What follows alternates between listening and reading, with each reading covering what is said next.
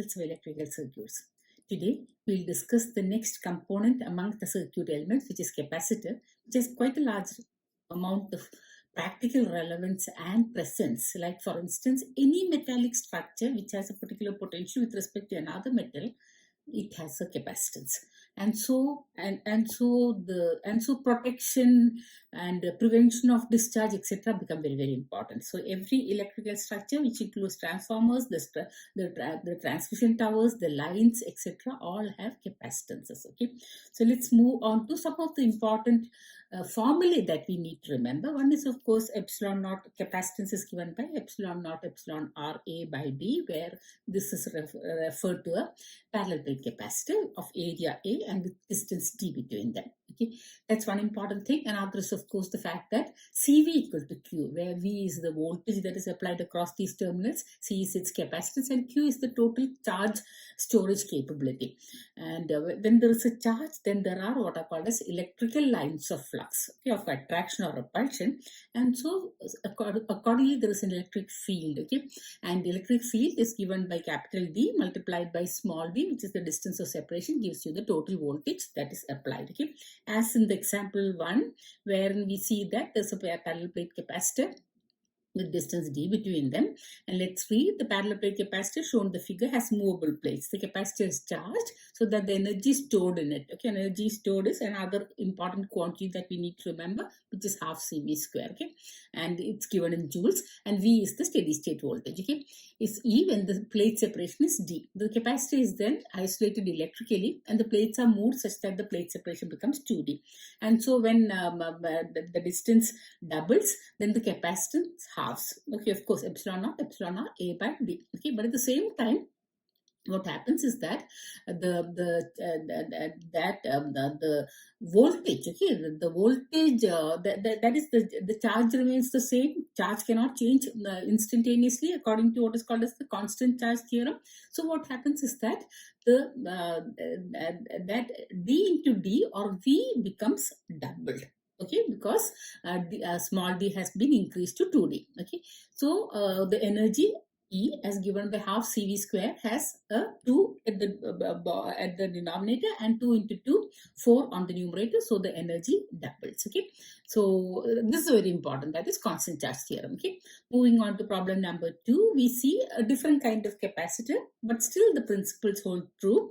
We have a coaxial, cylindrical kind of capacitor with two radii marked, which do not change, though some of the configuration with respect to the capacitors have changed. There is internal radius is R, external radius is capital R. In the first configuration, we have the entire content of the capacitor being filled with epsilon R1 equal to 2, but on the second hand we see that partially it is filled with something else, and one of the plates, that is the outer plate or the inner plate, the voltage can be given, the other can be grounded, and a capacitance can be created. Okay, so let's read the problem. A coaxial cylindrical capacitor shown in the figure has dielectric with relative permittivity epsilon R1 equal to 2. Then 1/4 portion of the dielectric is replaced with another dielectric of relative permittivity epsilon R2. The capacitance is doubled. Okay, so if the capacitance was epsilon naught epsilon R A by D, then it becomes twice that value when dielectric is filled in 1/4 the area of or 1/4 of the content or 1/4 of the area. So now we are having two capacitances, one with epsilon R1 and another with epsilon R2, and they are holding hands or they are parallel with respect to each other. So this is the configuration that needs to be remembered. What is parallel and what is series? So we have a parallel set of capacitors, and when you are having parallel capacitors, they can be added together. And what are the two contents? So 2C is equal to epsilon naught epsilon R1. Okay, that is the first part. It takes 3/4 of the area, so 3/4 A by D. Okay, and added to the other part where it has epsilon R2. So epsilon naught epsilon R2, 1/4 of the area, A by 4 divided by D. Okay, so when you when you put all the values together or cancel them, you see that epsilon R2 is equal to 10. Okay, very simple manner of doing the problem, so long as you understand it. Okay, in the third problem, the configuration is little different.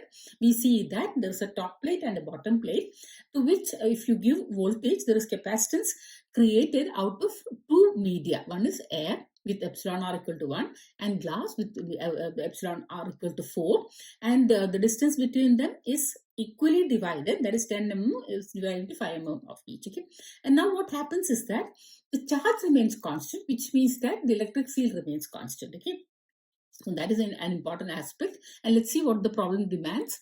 A parallel plate capacitor is partially filled with glass or dielectric 4 as shown.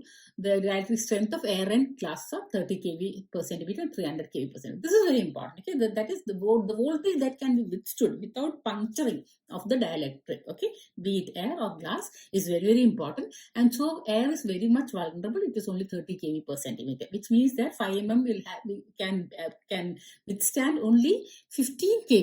Okay, and glass is the withstand capability of glass is immaterial because it's too high. Okay, and we won't subject it to such a large voltage. Okay, or else the air will puncture and the capacitors become useless. Okay, the maximum voltage in kilovolts which can be applied across the capacitor without any breakdown. So there are two aspects. One is how much of voltage that you can apply. Let's call it as V. But now this voltage is going to be shared between the two capacitors which are in series. As I said earlier, here we are having a series configuration. So when they are in series, so it's a potential divider, but the impedance is proportional to the reciprocal of capacitance. So we see that if you give V there, V is taken up by both epsilon 1 by C1 and C2, where C1 is that is C of air is 1/4 that of glass. Okay, so we have V into 4C divided by 4 plus 1 5C, because we are having because of the inverse proportionality. So we see that V into 4 by 5 gives you should give you at the most equal to 15 kV. Okay, so V becomes equal to 18.75. Okay, moving on to problem 4. Here no diagram, but I suppose the diagram given in 3 is useful, because the capacitance of an air-filled parallel plate capacitor is 60 picofarad. So it starts off with 60 picofarad. When a dielectric slab whose thickness is half the distance between the plates, just as in problem 3, is placed on one of the plates, covering it entirely. Okay, so now we are having a series configuration. The capacitance becomes 86 picofarad. So we are having a series configuration which is equal to 86 picofarad effective value. But at the same time, since we have two capacitors divided into two, so we see that the distance the distance has been halved, or the capacitance increases to 120 picofarad. Okay, each for the air version.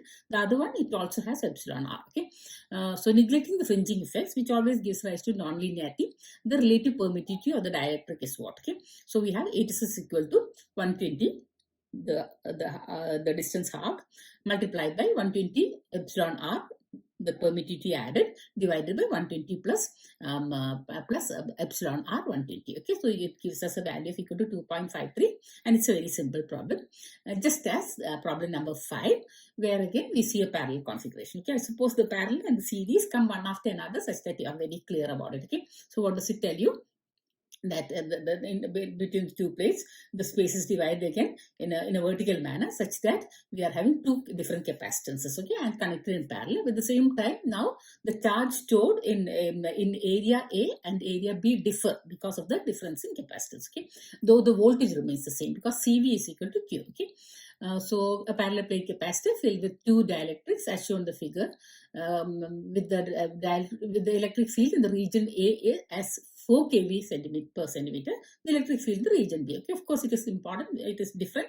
Why? Because charges are different. Okay, so V is the same, but Q make a difference, and we can see that B has a higher capacitance, 4 times the value of A. So more electric field 4 times. So 4 into 4, 16 kV. Okay, problem 6. Again, after parallel, we see a series combination, because the gap has two dielectrics of dielectric strength 3 and 4 respectively, and 0.5 mm and 1 mm respectively. Okay, and 100 volt supply is given. Everything is given in mm, but the system international has to be followed. If you are calculating the capacitance, always go for the meter. Okay, meter and meter square. Okay, so here area in meter square, the depth in or the width between the gap in millimeter in meters. Okay, again. So here, but we are doing comparison, so it does not matter. Okay, so what is asked? A composite parallel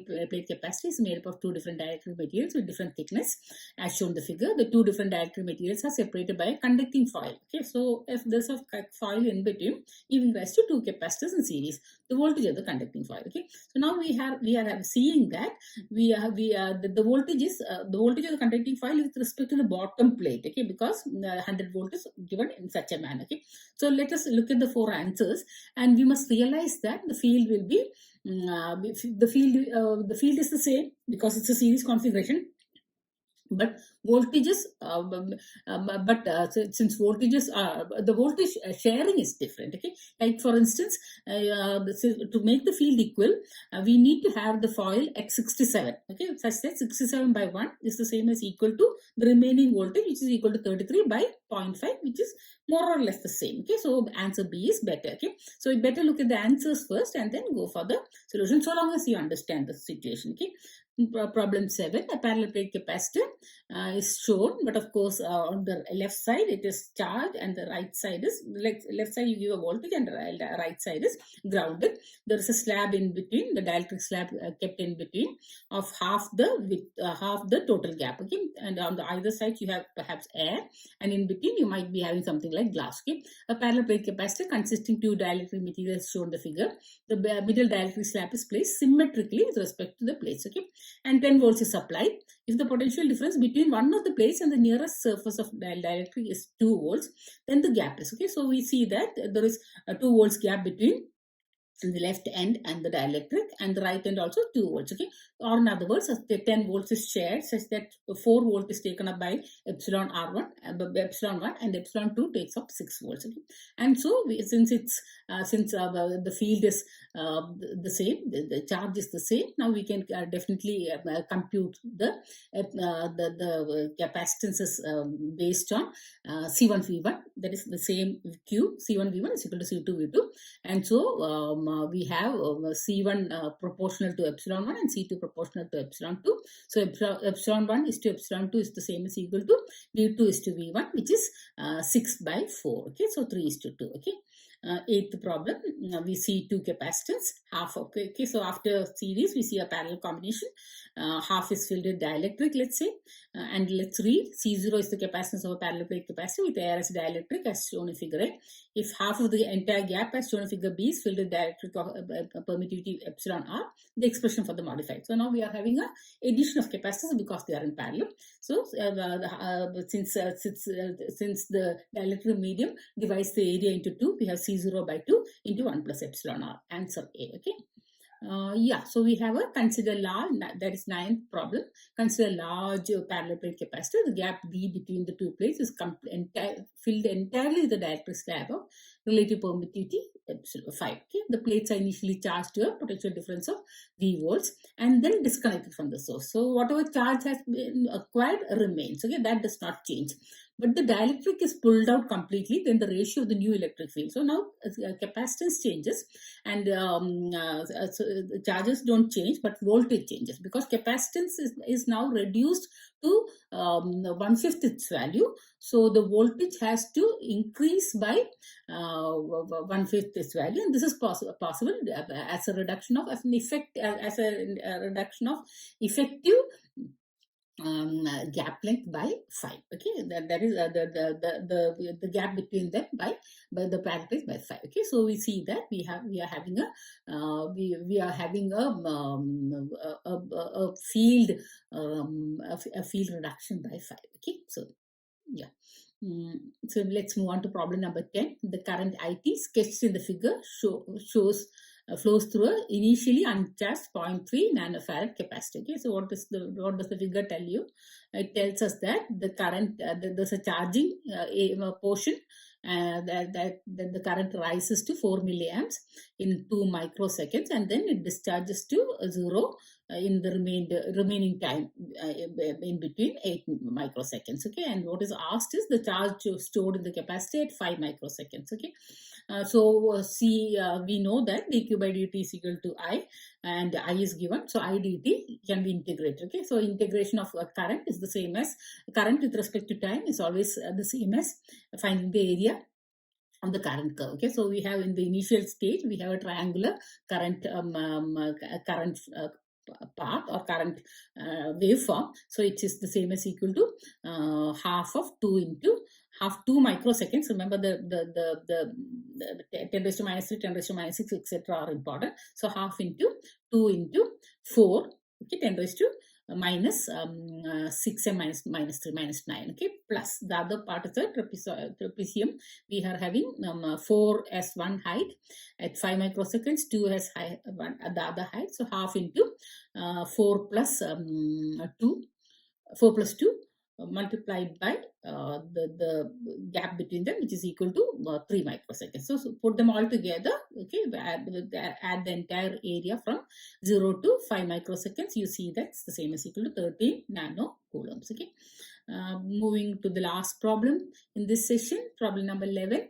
A parallel plate capacitor is shown. Of course, epsilon r is 4, d is 6 mm, epsilon r is 2, and d is 8 mm. Everything is given in mm, but of course, we need to remember that you have to multiply by 10 raised to minus 3. Okay, if capacitance needs to be calculated. So let's see, it's made to. It is made by two square metal plates of 400 mm side. So 400 mm side means 0.4 meter as the side, so area is square, so 0.16 meter square. Okay, the 14 mm space between the plate is filled with 2 dielectrics, and you know them. Neglecting fringing off. Okay, of course fringing has to be removed, otherwise you can't calculate it all. Okay, so now we are having C1 in series with C2, so C1 C2 divided by C1 plus C2. So remove all the 10 raised to minus 6, etc. To the outside, and only epsilon 1 and d can be utilized, and you can see that even by an approximate calculation, the capacitance is equal to 257 picofarad. Because the other values are so large, so automatically you just use approximation to calculate this value. Okay, so with this we come to the end of a discussion on capacitance. I hope the 4 important aspects, or rather 5. Okay, one is of course epsilon naught epsilon r a by d, where one plate is given a voltage with respect to the other. Then we are having CV is equal to Q, that is it. Okay. Then we are having D, capital D, that is the electric field, multiplied by small d gives you the voltage. Okay, fourth is of course half CV square in joules, where V is the steady state voltage, and the configuration. Okay, so in the configuration for a series setup, we are always going to have the same field. Okay, but for a parallel setup, because the charges are going to be different on either sides of it, you are going to have what is called as different field values or different charges on either sides. Plus a capacitance in series is C1 C2 divided by a pair of capacitors C1 C2 divided by C1 plus C2. The other you can add them together. Okay. Finally, when you have to be conscious about the withstanding voltage, because if the voltage that can be withstood by a dielectric medium is exceeded, then the capacitance exhibits punch through, and you have what is called as a spoiled capacitor. Okay, so thank you.